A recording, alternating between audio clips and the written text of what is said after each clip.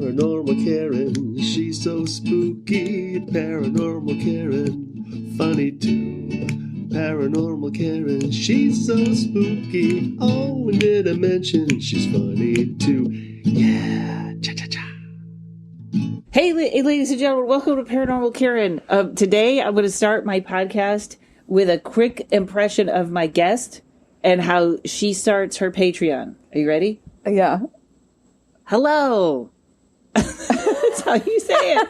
I always know it's you. And then sometimes I'll be on my Patreon and I'll go, hello. And I go, oh my God, I sound like Jessa. And everyone laughs. Jessa Reed is with me here. I've spent a week at your fantastic house and had a blast. Hello. Welcome to Paranormal Karen. This was my first time being a guest, like at someone's house, and it went great. It went great. It's been fun. It's been like camp. Yes, it has. Yeah. And so I am going to jump right in since I have you because you're so busy, and I'm always afraid to ask you because you do so many things. I'm like, you got to grab her while you're there and then don't bother her again. I have two topics. Okay. I would love to jump right in with you. The first one is I think this is a pretty easy one, but my friend Rainey is like, Karen, I want to know more about timelines. And I was like, well, I got to wait for Jessa. I think that's a pretty easy, quick. We can cover those pretty quick, right? Yeah. Yeah, I think the easiest way to describe a timeline is to somebody who uses any movie editing programs, or I think Photoshop doesn't use a timeline. I say this as someone who doesn't do this. But, and then also it's interesting, Zuckerberg loves to steal everything from everywhere, so that he started calling it a timeline. Oh. The scrolling page. So the best way to describe a timeline, my understanding of it, is a movie. It's the movie of your life. I cannot recommend the book Tufti, T-U-F-T-I, The Priestess, right. enough. Yes. It's very short. I have a very short attention span. It's very short. And it's channeled, so it's a little sarcastic. The otherworldly beings are quite snide. But it describes life as a movie. And that's how I see timelines. So I never understood, timelines was just something you hear out in the ether, you hear people talk about, and I never connected it to anything in my life. And then when I was standing on stage doing This Is Not Happening, that is what I would now call a timeline jump. It's a moment, it's that pivot in your life where everything is changing. And while I was on stage, I see a lot of things in my imaginal space, my third eye, whatever. Like I have a very vivid visualization, I guess. I thought everyone had that, but then I found out on Mormon and the Meth Head that there are people who can't visualize. If you say visualize an apple, they can't. But so it's very vivid for me, and I get a lot of pictures while I'm doing things. So while I was on stage, suddenly under my feet, I could see it looked like a moving sidewalk, and I just saw myself step over to a different moving sidewalk. Wow. And when I got off stage, I felt like a new walk-in, almost like I was like, everything has to change. I got off stage and was like, I have to move to LA. And within a few months, my marriage fell apart. I think that was already a little underway, but I was nowhere near accepting that yet. And, but I was there was a knowing that I was in a new reality now. And that, that didn't come out for almost a year, but my life changed as soon as it came out. And because I saw myself step on that different sidewalk, I was like ready for it. Wow. Now, that's funny. I didn't have that feeling, but there is one feeling, and it's very interesting that it happened during comedy because there's only one time I remember I was literally performing at the Comedy Castle in Detroit, and this room's full and just killing, and there was this weird, like I was out of my body, and I have never in my life felt like you're exactly where you're supposed to be. Like wow. It was almost like I came out of my body, I was watching myself. So now also, we talk about potential timelines. Yeah. So let's say, is this correct? Every situation probably has five potentials, and then it's your action or your decision which one you jump on. You could be failure, you could be success, you could be neutral, all that. Is that sort of a good... Yeah, so the way I see it is that there's infinite, in a way that we can't even comprehend at our current level of consciousness, infinite potentials. And that they are like moving sidewalks next to each other, right? And they are next to, the one closest to you is the one with the least shift. But each one of these movies has a cast of characters, it has a plot, it has a antagonist, a protagonist, it has all of the things. It has a setting, it's set in a certain city. So let's say the one where you are, everything else in your life is the same, but you're just eating different is like real close. The one where you won the lottery and you moved to London is really far away, right? So that's why when people do like timeline jumping, which is a combination of things, you can do, I'll try to tell the story linear. Okay, so I experienced timelines, and then I was like, now I know what people are talking about when they talk about timelines. But I had never really gotten into anything about this before. And then when was this? This was January of 2019. So this is a couple years later. Year and a half later, a friend who we were friends as teenagers, and then we lost contact, and then we both woke up and reconnected in adulthood. But so she was like, have you ever heard of reality transurfing? That's what I was just going to ask you. I couldn't remember the name. You called me and you were like, I got to be on your podcast and do this when you found that article, right? Yeah. So then she bought me the book, which is a monster. And if you know anything about me, I don't. I'm like dyslexic and ADHD. I skim things, and I have a tendency to just vacuum things up in the air, and then. That was actually something great that I feel like you taught me, is you don't have to read the book cover to cover. Yeah. I mean, I don't have a choice. So I try not to hate things I don't have a choice about. So, but she sent me an excellent Medium article, which maybe we can find it and you could put it in this thing. But she sent me an excellent Medium article that I think is all you really needed to know. Mm-hmm. And then at the time, Bootsy Greenwood, Owen Hunt, I became obsessed, and my podcast partner was immediately annoyed. And I couldn't shut up about it. I was like, this is the answer to everything. Because I always think whatever current trip I'm on is the answer to everything, because that's what's fun. So I remember I found Bootsy had read it on YouTube. He read it on YouTube, so I would sleep. Slurping a soda in the middle of it. So he has the best voice. Yes. And I would just go to sleep and let it play. So that's when I want to try to assimilate knowledge but can't sit still enough to do it. That's what I do. I play things when I sleep. When I'm going through trauma, I had a real traumatic event in January. And reality gets a little wobbly. I don't want to jump a timeline because I'm currently fucked. I will do something like that. Like I played Joe Dispenza in the background. I'm recording a podcast right now. Sorry. I played Joe Dispenza. Kids, we got kids here. Just in the background while I slept and while I did whatever. I do that with Carolyn Miss. Now, and I put this on my Instagram, but for anybody who is curious, Apple has a thing. They used to block the ebooks so that you couldn't have them spoken to you. There is a thing now on your Apple products that will read whatever page, and it just, when you start a book, it just turns the page and keeps reading. So I'm freaking thrilled. But I do that same thing, and I wasn't sure. I was like, is this getting in my head or not? But you believe it is. It's going in the subconscious, right? I don't even care if it gets in my head. I believe that reality has an algorithm, and that algorithm is not necessarily focused on every thought you have, but rather the focus and kind of what's in the air. So when there's some, I almost died in January, and I had a lot of grief. It was during a miscarriage, and I was dealing with a lot of fear of death and I was physically weak. And so I just want to make sure, while my algorithm is currently filled with tragedy, that I'm not, because, if you've ever had a loss hit and then in the processing of that loss, you get kind of pummeled with more loss. I believe that's a neutral mechanism of the algorithm. So when I'm going through a loss or a difficult time, I try to be very intentional with everything else in the algorithm. I won't watch TV that's depressing or I try to pump more stuff into the algorithm when I don't have the strength, or it's not time for me to be wallowing in gratitude, But anyway, so in January of 2019, it might have been February, she sends me this thing. It changes my fucking life. And at the time, my financial situation is getting kind of dicey. Like my husband was like kind of paying the bills for a year, and like that time was running up.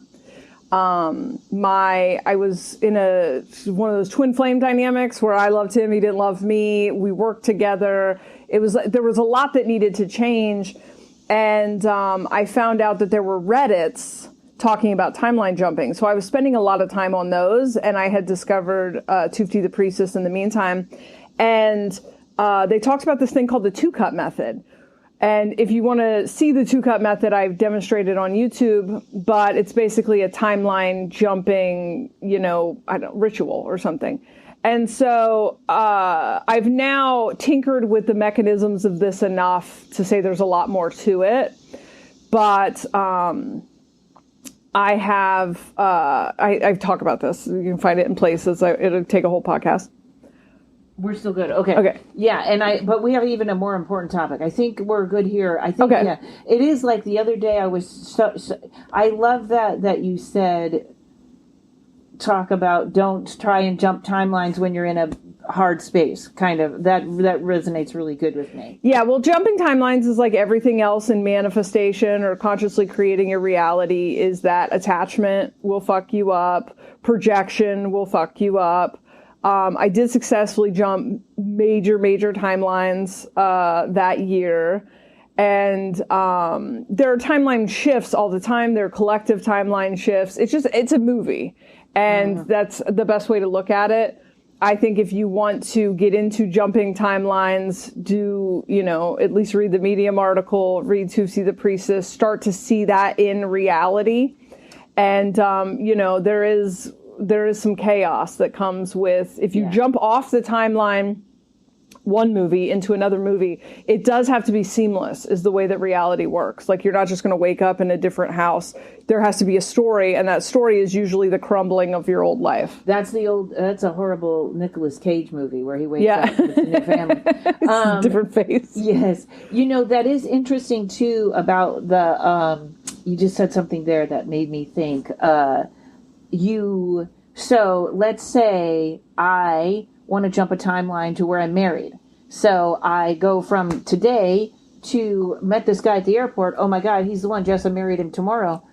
That's a bad timeline jump because I haven't handled the trauma that kept me single on the first timeline, correct? Yeah. I mean, because anywhere you go, there you are. So if you set an intention to jump a timeline where you've healed your relationship shit, then you'll get the relationship. So you want to go for the healing, not the relationship. Well, no, because the relationship will show up. A lot of this shit you can't heal outside of a relationship. You need the mirror. But I would say, like, an example of this is people who are like, I don't want to work this job anymore. I want to start my own business. And I say, don't quit your job and then try to start your business, because you'll put too much pressure on the new timeline. And the timelines you can jump in as much as your system believes you can jump. But most people have so many limiting beliefs that have to be addressed first. Like, people believe we've been programmed since birth to believe work is hard. You can't make money doing what you love. You can't get paid to do art, whatever. So we have to process our beliefs about these things. I had a lot of beliefs growing up poor that, like, these things weren't for me, that I had to sort through. It took me years to sort through. And now I can make big jumps because I've written over the disc of my old belief system through tiny jumps. But a lot of time, like the collapse of the old timeline. So I did a cup jump, and the next day something happened. My ex-husband lost his job, so I got cut off from support to this day, just instantly. Me and the work partner / on and off boyfriend broke up suddenly. And so I had nothing. And I'm have 2 kids to support. But I know, because I've been tinkering with reality, this is my first time timeline jumping, but I've been tinkering with reality enough to know that you just have to keep your shit together and take action where action can be taken. So a lot of times people try to do manifestation stuff willy-nilly without taking action. If there's action that can be taken, take that action. Don't set an intention for a new job and then don't look for a new job, Right. So And that's my major thing with people that want a relationship. Are you on the apps? No. Are you going places? No. What do you think is going to happen? they're just going to show up to your house. They will. Here's the thing. There was this chart that's like you can have it good at the some businesses have. You can have it good, fast, or cheap. You can have two of those at a time. You can have it good and cheap, but it won't be fast. You can have it fast and good. And so it's kind of the same thing in creating things. If you want to set an intention, which is a receptive energy, and then wait infinitely for the thing to come to you, it will eventually come to you. I set a lot of intentions early into creating reality in like 2013 that showed up in 2020 because I didn't know, I hadn't yet like figured out, oh, you have to take action. So now I know it's set the intention, let the universe know what you would like to experience, and then take every action possible and accept all the things you cannot change and accept your current circumstances. So I interrupted you. So you were sort of in this spot, 2 kids, husband, no job. No way to support the family. And I just kept my shit together. And it took about 3 months. And then my entire life changed. And I would say, like, I suddenly was like, oh, everything in my life led up to this moment. But in that 3 months, I kept trying everything. You were actually a big part of that. I had started Soberish because I was taking action, and somebody wanted a recovery podcast to put ads on. And so it was completely a business thing. At this point in my life, I'm not passionate about addiction or recovery. That was my shtick, 20 years ago. Yeah. And so I had this podcast I didn't really want. The person ended up not buying the ads. So now I'm kind of stuck with this podcast. But the thing is, too, like the action you take, it doesn't matter if it works out. Because it led you to where you were going to go. Yeah. So then I had this podcast, and then I talked to you, and what you said, because I was going to go get a job at a car dealership. Because I'll take what, I don't care. If the shit hits the fan, I'll go scrub toilets. I don't give a shit. Like, I've been in service industry most of my life. I don't care. So I'm like, all right, well, I mean, I'm in LA. I'm not moving back to Delaware, so I'll just go sell cars. And my mom was like, you're going to be working 13 hours a day. And I was like, I'm not going to do it forever, but I have to take the pressure off my survival. Like, that's why I don't recommend launching yourself into survival mode, because it's very hard to be in a contracted state. So then I called you for some reason. We were talking about something, and then you were like, I'm just going to ask again why you don't do readings, because like that's what you do all day is like read oracles. Like, why don't you do that? Like people would appreciate that service. And you said, I'm going to say it again as if you had said it to me before. But at the same time, I was wrestling with my guides, my aliens, whatever. They were like, you're going to shit or get off the pot. You're going to have to talk about this stuff. I talked about aliens and stuff, but I was always so vague. You couldn't tell if I still believed it. I remember you hated that first. Like, you put out 2 podcasts, and then you were like, I can't do this. I can't talk about this. Asleep in it. I'm also not a good podcast host. Well, I would disagree with that, but I think I attract cool people, and I feel like when I have people on the podcast, I talk at them most of the time. I'm a terrible interviewer, and I don't. Yeah, so I like and recovery podcasts. I feel like there's the same conversation. Over yes, again. It is. So and I just wasn't passionate about it. So I had just decided to just turn Soberish into a woo podcast just for my own entertainment. There was no part of me that thought that was going to succeed at anything. And then, but it just at the same time that you were like, why don't you do readings? And I was like, oh my God, right in front of my face, everything I ever wanted. And now I don't really do readings anymore. I do them on Patreon. I don't really do them one-on-one. But it turned into something launched. Else. Yeah. And then that launched. And then Soberish took off. And then I was like, and then I've been trying to recluse since then, but so that's an example. Another one is I got Lyme disease. I was sick for 1.5 years. And what happens when you're on a timeline, like I was on a sickness, chronic illness timeline, is your identity gets enmeshed in it and you can't see your way out. You start to feel like life is happening to you, which is the old paradigm. Life isn't happening to us. We are creating it, but we have to learn how we're creating it. Right. So, but when you're sick every day for over 1 year, it's like, it's hard to believe it's hard to muster up the energy to create it. So I ended up jumping a timeline I had to like hide from all stimuli and just be in my own energy and work on cleaning out my energy field, because a lot of what Lyme was for me was like taking on thousands of other people's energy. And then I jumped the timeline, and then you got to kind of, when you jump a timeline, protect yourself. Mm-hmm. So if you have people around you who don't let you become a new version of yourself, you have to kind of cocoon from them to protect your new timeline until it's solid. Yeah, that's a really interesting, when that change comes, that yes, the people that don't stick with you, not because they're bad people, but because you're a kind of a stranger now. Well, they're on the other timeline, yeah. So that can be a lot of things. If you're in a relationship and somebody doesn't let you change, and then for that one, it was just people reflecting back to me sympathy and empathy. I needed to hide from that because I was trying to become, and so it was a lot of like separating, like for months, every time I got a headache, I would be like, oh, that's right, because I have Lyme disease. It's a very disempowering thing. And so I had to change all of my internal monologues. So I just needed to be very cocooned. So I hid for like a month. I didn't talk to anybody outside of my house. And it was like, I had a headache and I was like, oh, I have a headache today. Right now, at this moment, I have a headache. Sometimes people get headaches. It is not a story about a grander thing. I love that. And so I jumped off the Lyme timeline over the course of like 3 weeks. A friend had actually reached out and was like, your guides are driving me nuts. I have to give you a message. And that was, if you don't jump off this timeline, everything's going to fall apart. I think they said your boyfriend's going to break up with you, because then my guides know how to get a hold of me. They're like, tell this codependent bitch she's going to be single. I think that is fantastic. I think, like, my timeline jump right now, this is a perfect this is a perfect way to put my little ad in. My timeline jump right now is to get the Patreon going. And I feel like that's not a huge jump. Mm-mm. You know what I mean? I can do fewer readings. I can jump the Patreon. And I feel like that is, so that's a close timeline. I love that. And that's an ad for my Patreon, everyone. Patreon /Rontowski. There's Paranormal Karen episodes, or you can do Tarot Card of the Day, or you can do tarot classes, a whole thing.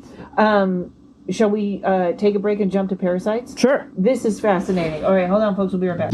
Hi, my name is Ashley, and Prithvika is my collection of consciously created crystal and nature-forged jewelry. Prithvika translates to of the earth in Hindi, which represents the natural earth-made materials I'm working with, along with my personal ancestry and grounded energy. Each piece is created through ceremony and science, and completed with being Reiki charged.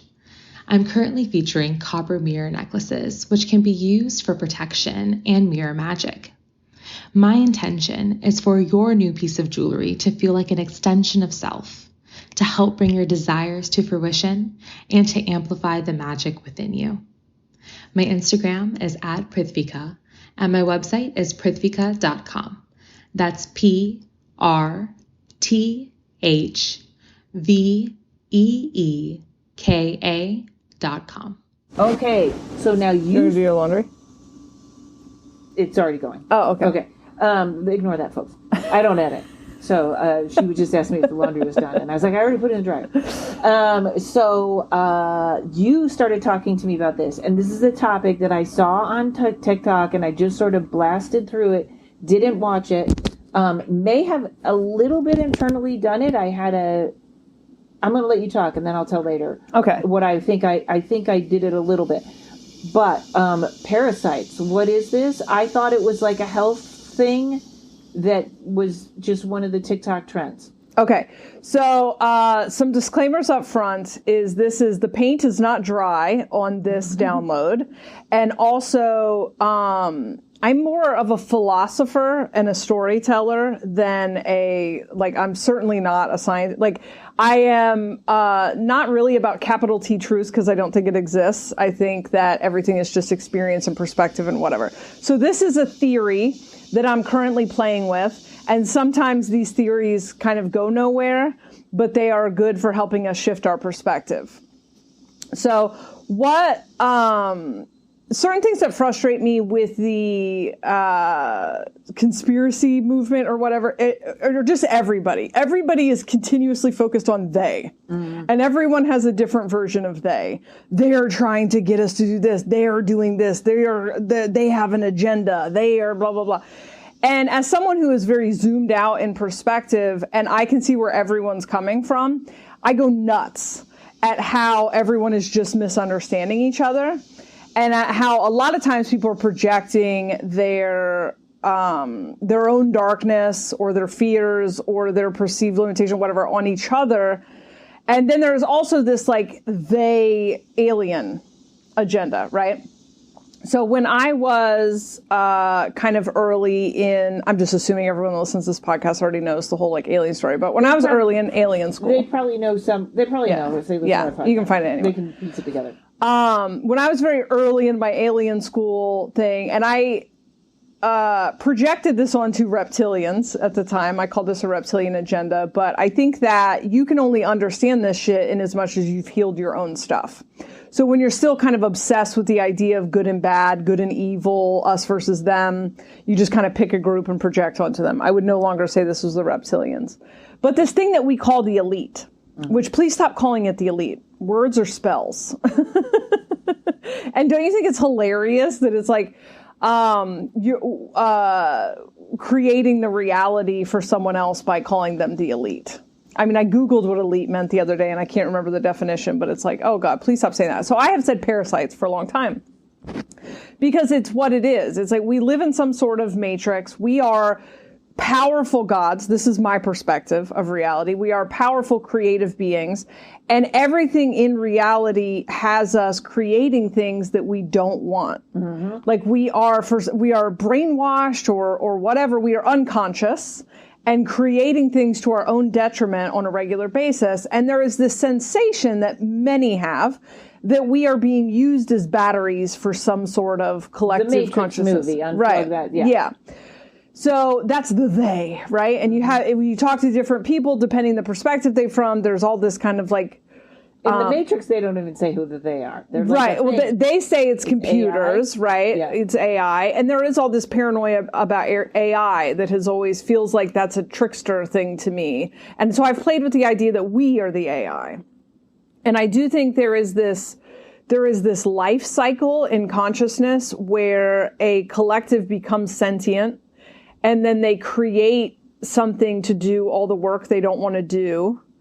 And then they become paranoid that that's going to be sentient. And my understanding is that everything becomes conscious. Everything becomes conscious. So let me recap what you just said. So since maybe we don't want to take responsibility for what's happening, so we create the they. Like I'm saying, like we create AI and robots to do whatever we want to do. And then, like, that we don't want to do. We want them to change the oil or whatever. Yeah, okay. And so then, but then we become fixated on the idea of them becoming sentient. It's like there's this desire to have AI do the stuff we don't want to do at the same time. Too smart. But we don't want them to become conscious, right? And that's just something that's always been a thing. So it seems like there is a life form, a consciousness that has that paranoia about us, and seems to be actively trying to keep us asleep. I can't tell if that's real or if that is our own each internal consciousness and unconsciousness wrestling. I don't know. And a really quick definition of asleep, and you can correct me on this, but when I feel like I'm awake, I feel like I am aware of these things. For example, right now I'm aware that I'm drawing people that criticize me because that's something that I'm insecure about, blah, blah, blah. When I'm asleep, I'm blaming it on everybody else. Yes. I can't believe the universe is making this happen to me. Yeah, I think that when we are, asleep and awake, they're easy terms, but they get used, they get weaponized and everything else, like everything else. So conscious and unconscious, I'm kind of moving into right now, and that'll eventually not be able to use that. But it is basically, and it's different for everybody. You got some people that are very environmentally conscious, some people that are very conscious of animals, some people that are self-aware, some people that are very emotionally aware. You have people who are aware of aliens but fucking can't feel their own feelings. So we're all waking up in different areas at different socially conscious people. So there's no hierarchy. We're all just there is no hierarchy, and it also could not fucking matter less, truly. It's just we're in a really cool window where we've been in a descension, where we've been just really believing that the game is real, and now we're just coming up for air for 1,000 years. And so this is a really fun time to be alive, but it also kind of doesn't matter. But when you're first waking up, you feel very isolated. because it's a little bit better now because more people are awake. But you're first waking up, feel isolated, you feel criticized because society says this means you're schizophrenic, you're crazy, whatever. So then you just project that outwards and go, well, I'm superior because I'm awake, or you get like attached to, is everybody going to wake up? Am I going to have to live without my loved ones? My wife and family. Yeah. That's all just our shit. So anyway, we are in a window of like a mass awakening, right? And as people wake up, some of this stuff is just like old stories, old mythology. And so sometimes I'm just like, the idea of the external enemy, the reality is we're all one. We're all one writhing, in my understanding of reality, we're all one writhing ball of consciousness that splits up to just experience. And it doesn't matter, right? But we're coming out of a reality where suffering's a big part of it. And that's what happens when we separate, because we don't know that that's me and that these are just experience. And so, anyway, there's this, at this point in the game, there is this feeling that there's a they, and it drives me nuts. And because a lot of times when people explain who the they is, I can see holes in it because I'm not emotionally attached to their story. And so but also I put a lot of effort into not living in echo chambers. Mm-hmm. So a lot of times I can just see the misunderstanding because I listen to perspectives I don't agree with. But, so I had some experiences during Lyme disease that struck me. One was I became suicidal, and I had neurological Lyme disease. I don't know if this is because I got bit. Where I got bit was on my head, but it immediately hijacked my brain. Like immediately dulled my brain, which is like I'm really over-identified with my mind. It immediately dulled my mind to where I didn't pick up on the fact that the rest of my body was short-circuiting because my mind was already kind of taken over. So I had a lot of brain fog, memory issues. To this day, I lost probably at least half of my vocabulary, and almost all of my memories are like I can start to access them, but they feel like they're somebody else's memories. Okay. At one point, it got so bad, like I was completely depersonalized. So that's because these spirochetes, they're called, they go for your brain and then they fuck your brain up. So then you don't know to get rid of them. Isn't it? George W. I think he had Lyme. I think Really? This is why people kind of thought he was stupid. When people that worked with him, they're like, he wasn't stupid.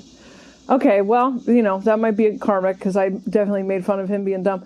It was hard. It was hard not to. It was hard not to. Okay, so I don't. At this point, I know I haven't, and I'm just plotting my suicide. At one point, I'm like, okay, so I need to see if the life insurance will still cover the kids, And I've not been suicidal since shortly after I woke up because I tried it. It doesn't work. You just come back. But I just dropped the weirdest things into just a casual aside. You if there's any suicide attempt. It's weird. I don't want to break your train of thought, but the suicide and the death thing also feels like not just with Lyme, but people were having that with COVID. Like and I think not that it's not a real thing, but people that aren't suicide people or that kind of people were suddenly like, I got to get out of this reality, and then it goes away. Yeah, no, I know.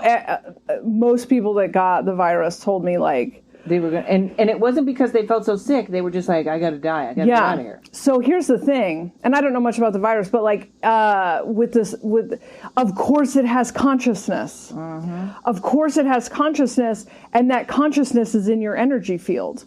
So I'm not someone, I don't like crowds, and I can't handle like New York City, and that's because there's people standing in my aura.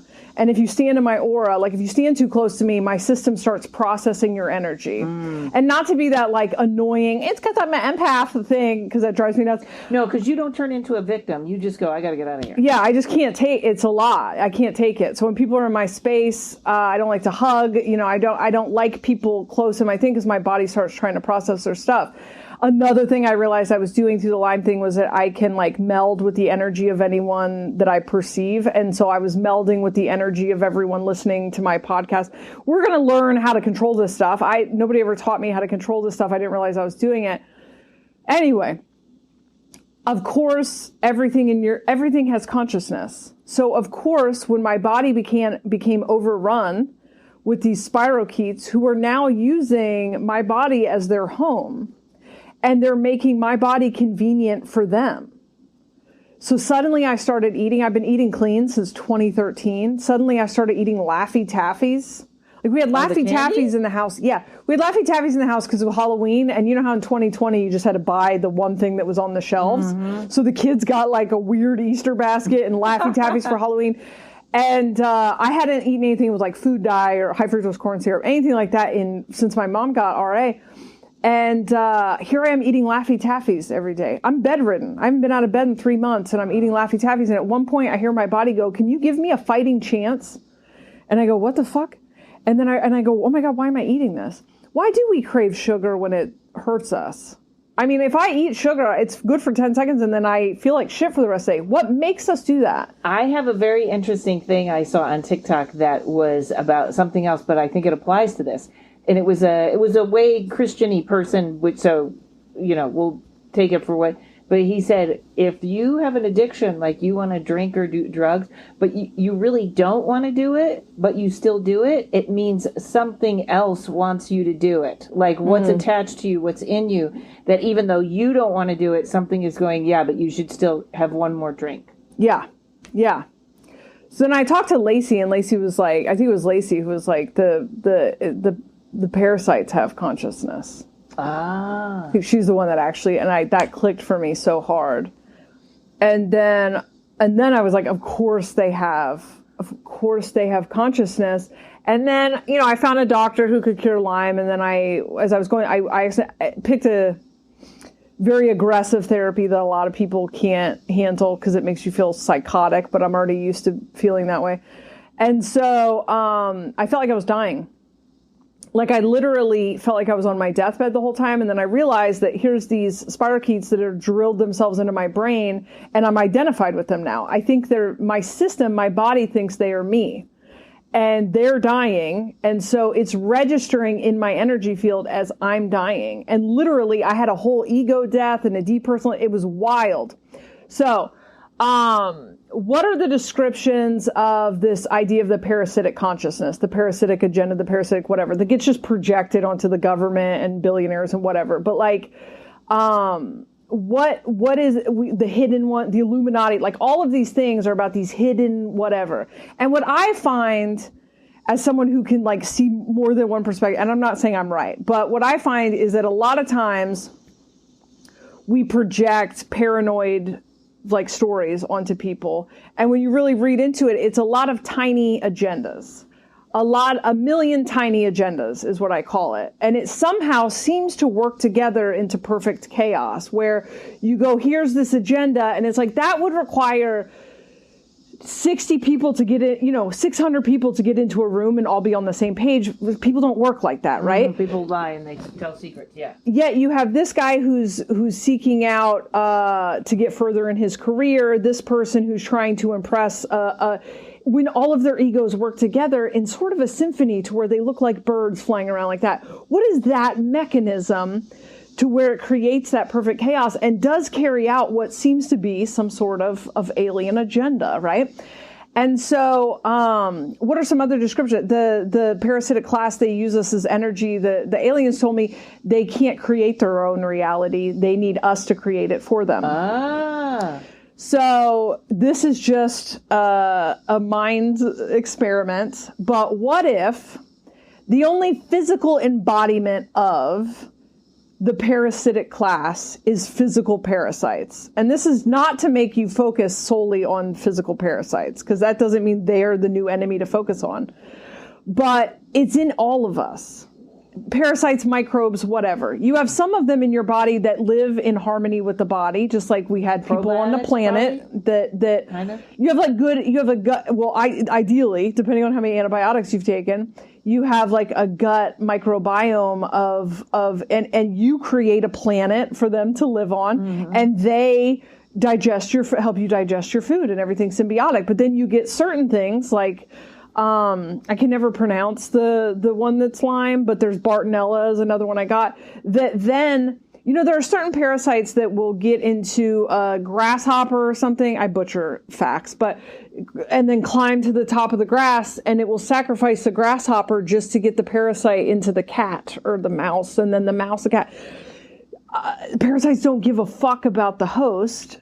However, like Lyme doesn't kill you usually. It keeps you in a dumbed down Fuzzy state so that you create, so that you're a good host for it, so that you're not so healthy that you kick it out, you know, because Mark gets bit by ticks all the time, doesn't do anything to him because his immune system's in a better state than I was. I hate to even say this out loud, but I stayed at your house twice. Once when the tick thing was enormous, and now, and I haven't got bit. My sister's has him all over, and I'm like, I think I created a timeline where ticks don't like me. Yeah, nice. Yeah, he gets bit all the time. It doesn't do anything to him. I got bit 4 times this year, and it didn't. I'm in a state now where I know I bet you how have to an take care immunity of it. to Lyme disease now. Can you have that? They say no. There's so many different co-infections, and I didn't want to make this a Lyme podcast. Right. It's a very broad, I'm painting this with a very broad brush of if the they is physically incarnated. So I'm saying they, alien agenda, if you believe in that sort of thing. Let's say we do believe there's guys living under the mountain in Colorado, under the airport, that are the they. Okay. Yeah. Yeah. Because all that there's so many holes Yeah. in that for me. It drives me nuts. But there is, I can tune into that. There does seem to be some force on the planet that isn't a fan of everyone becoming conscious.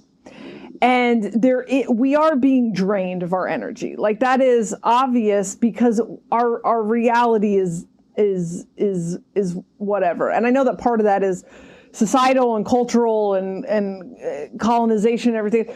But there is an energetic parasitic thing in all of us. And so that's what I have found is that I am parasitic.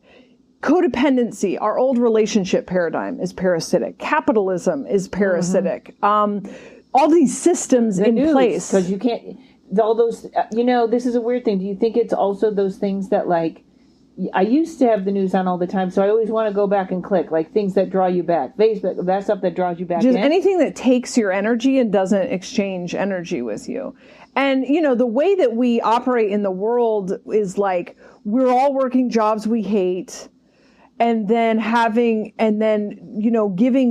pouring from empty cups, not taking care of ourselves. It's becoming this radical idea to like take care of your fucking mental health. And,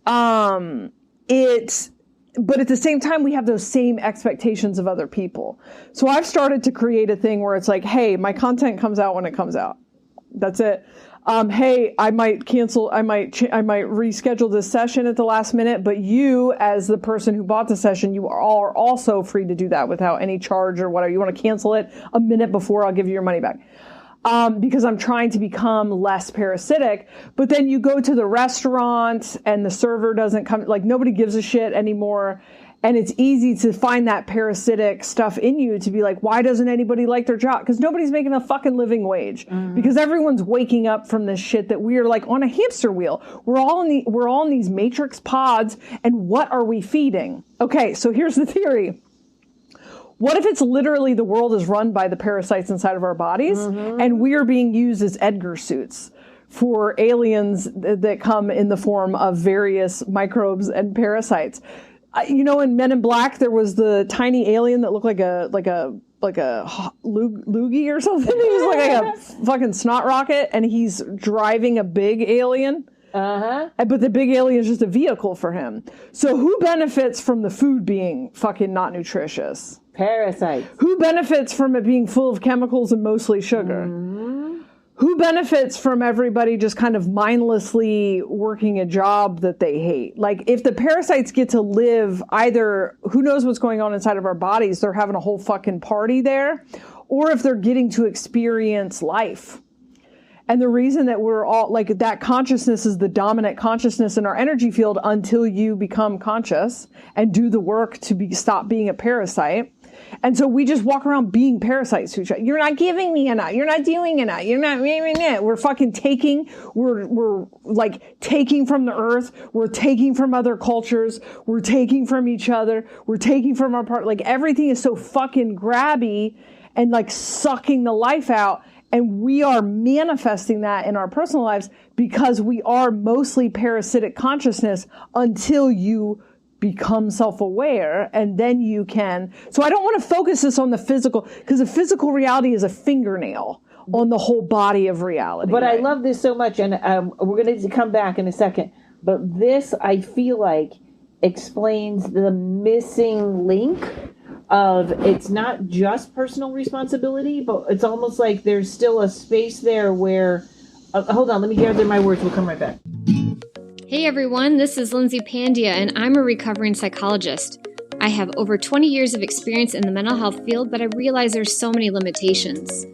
I know there are quicker ways to unlock someone's healing potential and traumas, so I stepped away from being a psychologist and took the scary leap to follow my heart and provide spiritual healing full-time.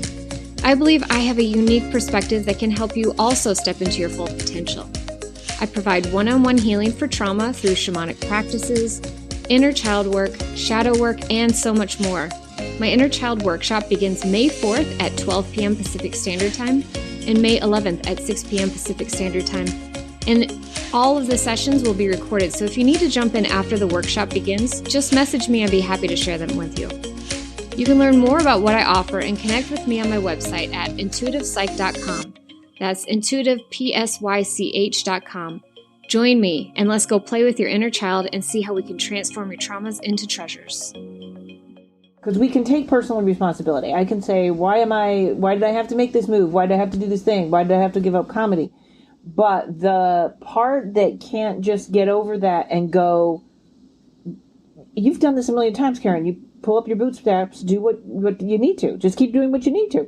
And I will have that feeling for a moment, and then it sinks right back. And I keep going, how come I can't hold that feeling? Because that's how I've always won in my life. Just pull up your bootstraps, keep going, work with what you have. This feels like that sort of fills in that hole. Does that make any sense?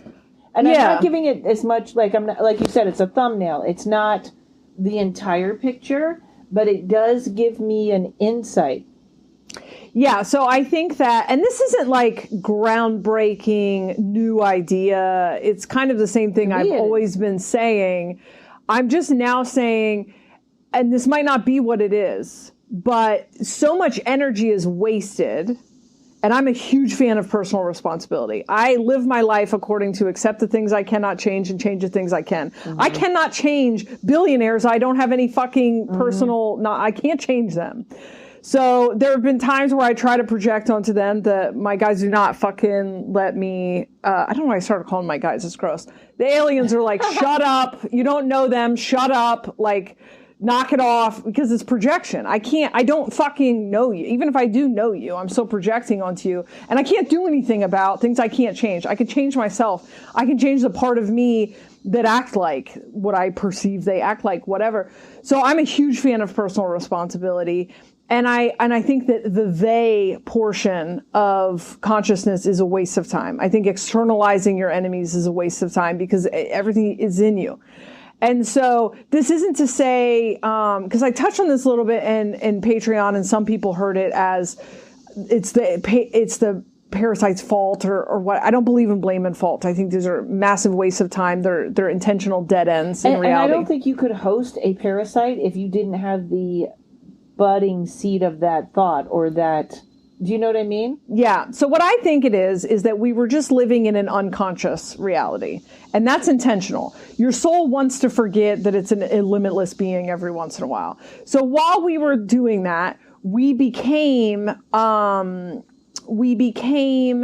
our truth became stagnant, and truth is water. And when water becomes stagnant, it starts to grow all kinds of shit. So in our unconsciousness, we were hosts to parasites and the parasitic consciousness that were just kind of riding along for the ride. And it's fine. It doesn't matter because we weren't conscious. Our soul was learning unconscious lessons. But now as we start to wake up and we go, what the fuck happened here?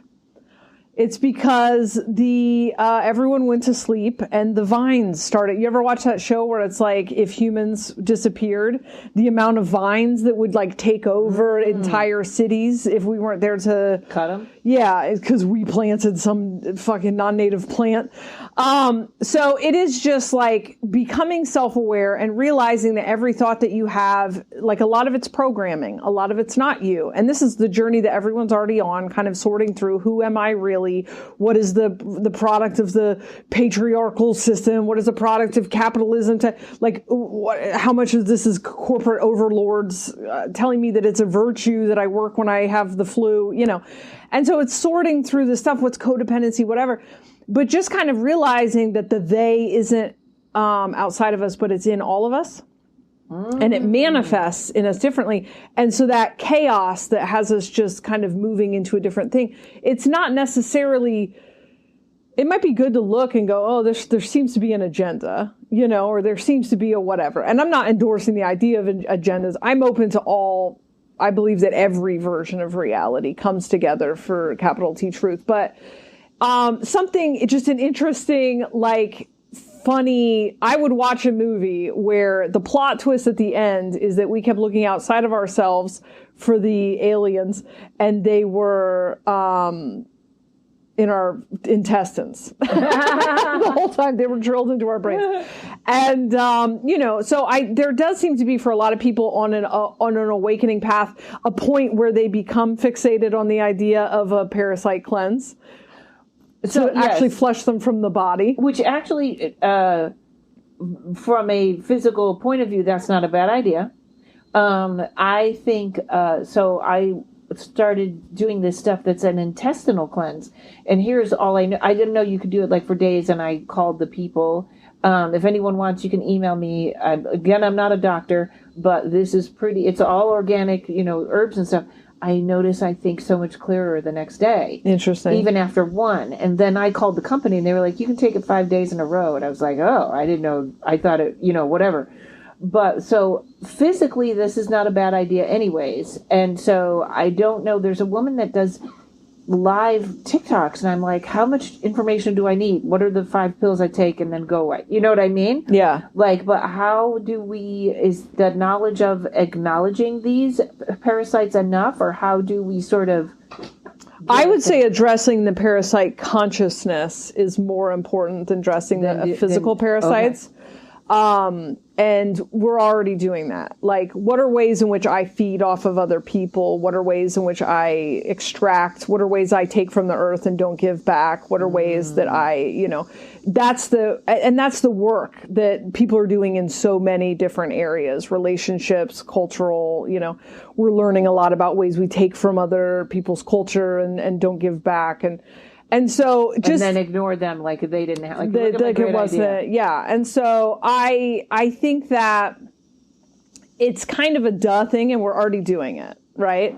But it is I think for the people who are trapped in a constant projection of something outside of themselves, I find it helpful to look within because we are one. And so if I am frustrated with this thing I see out in the world, I can look inside of myself, heal it inside of myself, and we are a collective consciousness. So if I heal this thing inside of myself, I am helping to heal it in the collective. And that's something I have agency over. I don't have agency over other people.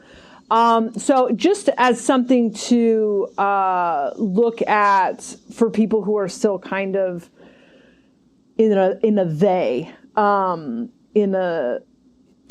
they perspective, this idea that, okay, and then what if all of the parasites, this is a reach, but all the parasites are part of a hive mind, which is why it seems like humans tend to move in ways that create this perfect storm of moving us back into parasitic consciousness. Probably why they always want to, I feel like people always want to be in a cult. You can be the Democrat cult. You can be the Republican cult. Yes. Don't walk alone. Walk with us. Yeah, I can tell you as someone who talks into microphones, it's very hard not to start a cult because there is a desire to be in a cult. And I think that is probably just the desire for unity consciousness, but we are so enmeshed in separation consciousness that we're looking for homogeny. And so people just want a tribe, They want this is 100% they want a cult. They want a religion. I think that unity consciousness is everybody brings their perspective to the table and it harmonizes. It's not homogeny. It's not we all believe 100% the same thing, but we're Bill baby deer. We're not walking yet. We still don't even have the full fucking picture. We're still waking up. And I believe that we are heading into a short age of unity consciousness, and that there will be relief there for us, because I see separation consciousness as deep sea diving, where, everything's dark down there. There's something that draws us to it, but it's dense, it's heavy, it's dark, it's a lot of pressure. And what we're doing is coming up out of that right now. And, you have to come up slowly. I know very little about this, but I know that you have to come up slowly. You'll get fucking hurt. And that's why the awakening takes a decade. I would say it's actually been happening for 50 years, but the true meat of the awakening is from 2017 to 2027. And so every day it goes faster and faster and faster, and we get lighter and lighter and lighter. And there's nothing wrong with the density. There's nothing wrong with going down to the deep sea, but it is a different experience than getting out and sitting on the island. Now, we'll eventually come out of the water and we'll sit on the island, and it'll be a huge relief and a lot of fun for a little bit. And then we'll eventually get bored and we'll want to go dense again. Let's do it again. Yeah. That's the Carolyn Myss is so into that. The Egyptians were an energetic being that became dense. We are dense becoming energetic. But it's funny that you say the island, because this is why I don't punish myself for not being happy, but sometimes I can get you should be happier, you should be laughing more, because I feel like I have so much. And I feel like when I say I pass and I'm watching the movie, I think the only regret that I will ever have about my life is that I wasn't having more fun. Do you know what I mean? Mm-hmm. And it doesn't mean there isn't that sorrow or grief isn't part of the movie, but it's do you look back on the times in your life where you were I don't know. I would say I've been happy. My definition of happy is content, I think.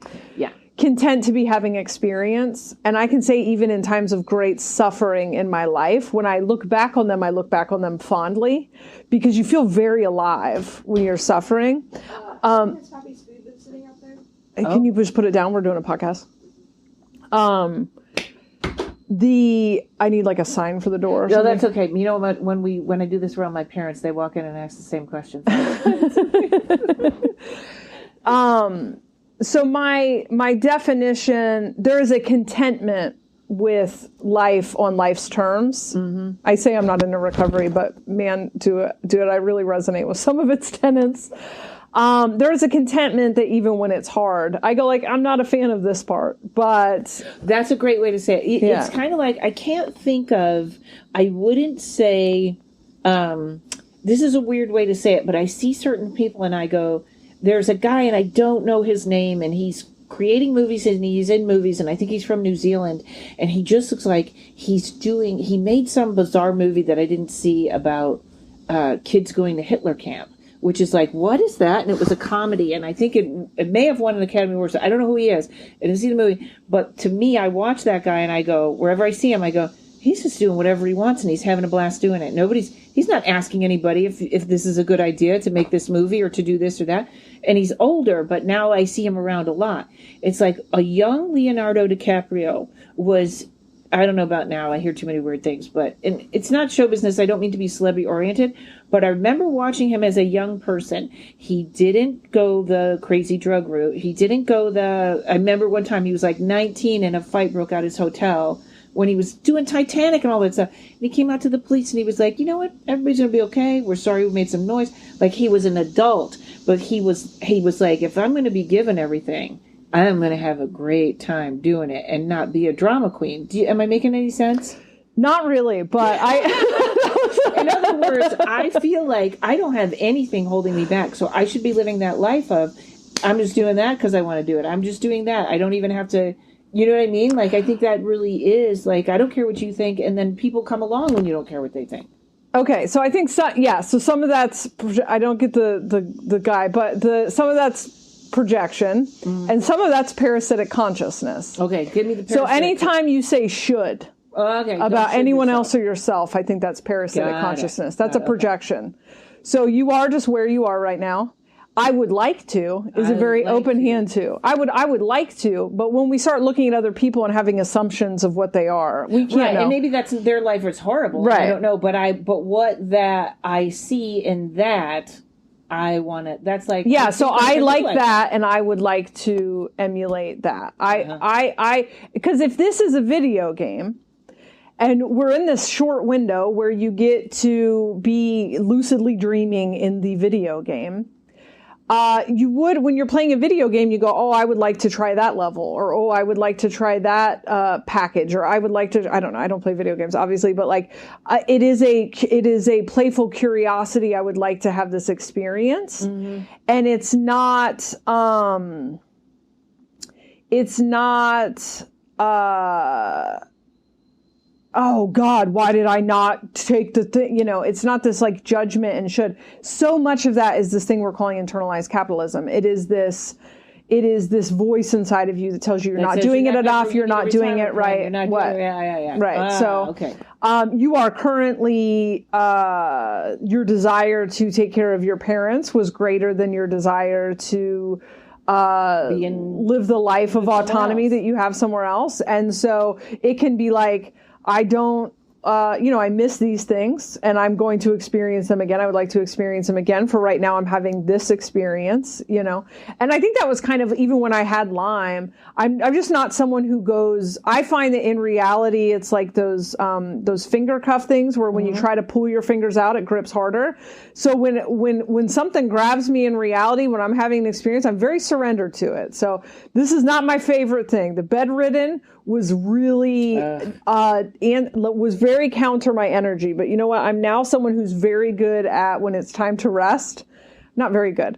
I'm better at it than I've ever been. I learned receptivity. I learned a lot about parasitic consciousness. I learned a lot about chronic illness. It was something I didn't have the empathy for that I have now. I also have an understanding of how the body works. This is how I learned about charging your battery, everything else. So I'm very grateful for that experience. But in the Yelp review of life experiences, like obviously I prefer falling in love, giving birth. Like there are things I enjoyed more, but they all still pay dividends, and that's because I have this kind of like, it's just experience. It's not actually good or bad. It's just experience. Suffering is just experience as much as bliss is experience. And we truly, like, when you just get bliss nonstop all day, you can't fucking feel it anymore. Right. And that's Carolyn Miz talks about how much, if you have $100 energy to spend every day, are you going to spend it on people that are giving you back interest? Or are you going to, that's really great. Yeah. So in a weird sort of way, to wrap this up. So I go home and I start feeling bad about, why do I live here? Blah, blah, blah.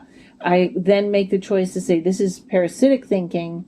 Now I'm going to change that and just see what I can do I can make this better, or I can do this, or I can be happy. Make sense? Am I? Yeah. My too simple? philosophy in life, I'm not sure that's necessarily parasitic, is, can I change it? Yes, you can change it. You can leave. Do you want to leave? Then leave. Do you want to stay for your parents? Then stay. Are you staying for your parents because of some projected idea of what makes you a good person? Or are you staying for your parents because this is what you want to do? And you got to flesh that out a little bit, because sometimes you'll find like, oh, I'm doing this to appear good. And I find that I have a hard time, that will glitch over and over again. So am I sacrificing something? This is finite. Like, it's finite. It's a short amount of time. So like, am I doing this because it makes my heart sing in other ways? Like, I want to do this because I feel good. And then if that's the case, then just accept it for what it is.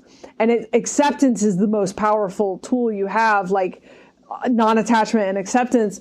But like a lot of times it's because you don't really want to do it. And so you kind of have to do that math and figure that out for yourself. Well, that's interesting, because that is what changed. Like when I came down, I haven't been on the road for a long time. I've been doing one-nighter stuff. So when I came down here, I was like, I think I'm going to miss my parents and our family day and stuff. That's why I said to my sister, I go, we weren't even this close. What are we doing here every day? And she was like, I know.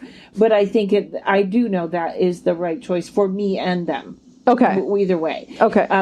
If I could pick all of us up and move us to Nashville or LA, that'd be the greatest choice ever. But you're right. The acceptance is, so you're in Utica. enjoy the part with your parents, and then do whatever you can with whatever happened, whatever else there is. Yeah, and you don't live there. You're staying there. I'm staying there, yeah. It's not permanent. But you're like me, you move very fast. And so time is very distorted for me. Like 3 days feels like 100 years when I'm doing something that isn't whatever. But you're staying in Utica. You can get out on the road more, and but it's kind of being blown out of proportion because there is parasitic stuff coming in saying, oh, you're going to miss your chance, oh, you're missing out. Like FOMO can be that kind of consciousness. Well, what's interesting too, and I guess this wouldn't be parasitic, but I do always feel like in a much lesser way, my Utica is your Lyme disease, because what I'm learning through the paranormal there and through the work that I'm doing is kind of priceless. Always. And this isn't to pedestalize suffering, but currently we live in a reality that has suffering. And so my recommendation for people is to expand your version of spirituality to include suffering. It's really confusing for me when people listen to all the stuff I talk about and then they go, how do you justify people dying? And it's like, because suffering exists. We live in a realm of suffering.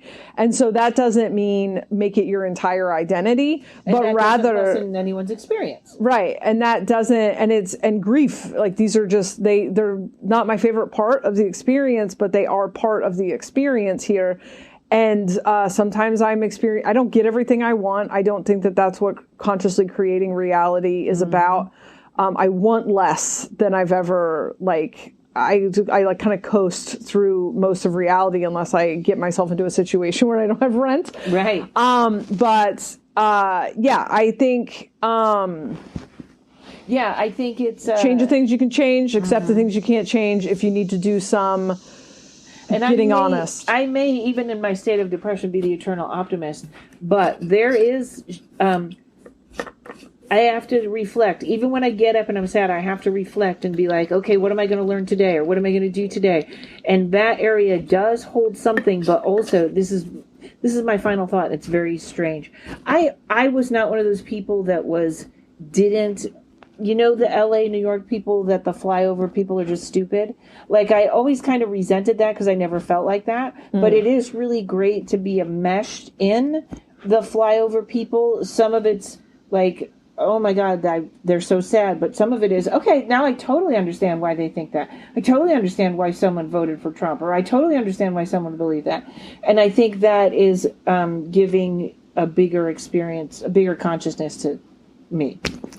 Yeah, I think that can be really helpful. I did think that when people were kind of being forced to move back home and stuff, that there is an attempt, everything that's happening right now is an attempt of the unity consciousness, the one big ball of consciousness, to see each other. Because what we have right now, especially when you hide out in echo chambers, is you have a projected version of what you think, and everyone thinks the other side is a hand-wringing villain, that we're in shows and working. And 9 times out of 10, it's just a misunderstanding. It's a refusal to put yourself into other people's shoes. And I'm saying this about people I don't resonate with. I used to love to point finger. I used to be very toxic on the internet. I used to think it was cool to poke at people's whatever. And as I learned about the nervous system, I learned that I was triggering other people's, even if I don't agree with your belief that it's demon possession that's making people be whatever. I don't want to be the kind of person that's out there just traumatizing people I don't agree with because it's still violent, Yeah. And so I've healed a lot of that stuff for me, and I'm capable of seeing where other people are coming from, but it feels good to not. Right. It feels good to refuse and to have perceived versions of people. And I've just got to a point where I'm not allowed to do that anymore. I get every single time I do that. And this was a download I got for the world, was that the next couple of years would be rapid fire, your mirrors coming back to you. So be very careful what you're sending out to other people that you perceive to be your enemies, because it will come right back to you, and not in a punishment way, but in a attempt to get people to realize they are one way. So if you laugh at the downfall of somebody else, it's going to come right back and you're going to have the downfall. So just it's very interesting. Over the last couple of years, that meanness has really, I can't do it. I can't stomach it. You know? Yeah, and I'm guilty of it, so I'm not to well, say. we all were. I think that was part of being asleep, but now it's almost like I always say this about gossip. Like before, I don't think I really even noticed it, or it kind of flew by. But now, and there's a difference between people either venting or talking, and then there's gossip. Yeah. And a gossip now comes at me like, oh, like I can feel it. Like I gotta get away from this person. Like, yeah. I came to a point in awakening where I caught myself doing the thing where you're trying to make someone else not like someone that you're talking about. Right. And then when maybe they're playing devil's advocate or being open, and then you lie. You exaggerate events to villainize that person. And there came a point in my awakening. I like woke up to aliens 20 years ago, but I didn't become self-aware of my programming and shit until like, I would say the last 10 years. But I caught myself being like, dude, that's not what happened. You're exaggerating because you want, and so now I'm very careful. I am still, I'm very voyeuristic. So I am still someone who like discusses people when they're not around. But there's a discussion and then there's gossip and and there's venting. Like my friend will say, go ahead and vent. And it doesn't mean I'm telling you, and that doesn't mean that I'm telling you so-and-so is a bad person and you should never, it means, wow, they hurt my feelings when they said that. Yeah, and I have in personal conflict and in everything else, I have started to acknowledge projection because reality is mostly projection. I've started to acknowledge projection. So this is how I experience this. This doesn't mean, and then I look for where I think they were coming from. Mm-hmm. And I'm very consciously aware now if I'm trying to change someone else's perspective. Because if someone hurts my feelings, it's like I don't want anyone to like them or whatever. We all do that. Yeah. But I've been on the receiving end of that. And once you're on the receiving end of that, you know, and that's the thing I'm talking about, where if you're sending that out to someone or you're laughing at, you know, them getting hurt by their belief system or whatever. Their karma, instant karma. That always makes me nervous. Instant karma. That's why it's like, okay, then what did you do to deserve everything they have to you? You know, comes back to that blame and fault shit. Yeah. That big one is though, when people break up, I feel like the other person immediately is turned into some demonic force, and I'm always like, but. You loved them. You love. Yeah. Especially if you're the one that got dumped. Yeah. It's like, how do you follow that back? Yeah. I've done that too. That is a weird one where, and this one is like, if you break up with someone, be kind. Know that, you know, they don't have to, like, I feel like if when my ex in Costa Rica broke up with me kind of abruptly and I was like, I don't want to be friends. Maybe in a year, and that's what it took. But if he was calling me every week going, hey, are you okay? Or I miss you, that's mean, I feel like. Yeah. Breakups, because we have this I could do a whole podcast on this. We have this dumb fuck fantasy of staying together forever. And that's just not practical now. Yeah. It's just not. And so because we nurse this fantasy of staying together forever, we lie to each other and say, I'm going to be with you forever, which I can't commit that because I have no idea who I'm going to be in 6 months. But because we have this, we don't talk about breaking up, and we don't discuss how to do it healthy. We don't start to prepare when a relationship is falling apart. So it was kind of like when my marriage started to crumble, and it happened pretty fast after a pretty long relationship, it started to fall apart. But we had already had conversations about like laid the groundwork for what we would do. And when it started to get wobbly in a way that was like, oh, we're diverging paths, you know, it's not just we're fighting. It's like we're going two different directions. Oh my God. We're almost okay. That could be a that's a good idea. Yeah. Here's my last point. If you're the breakee or the breaker, if you're the breaker, have compassion for the breakee that they are still in pain. That's my thing. Yes, and then also know that breakers often don't have any idea how to break up because we never learn that. Right, and I hope my microphone didn't fall off. I got to check this. Okay, thanks everybody. We'll see you next week.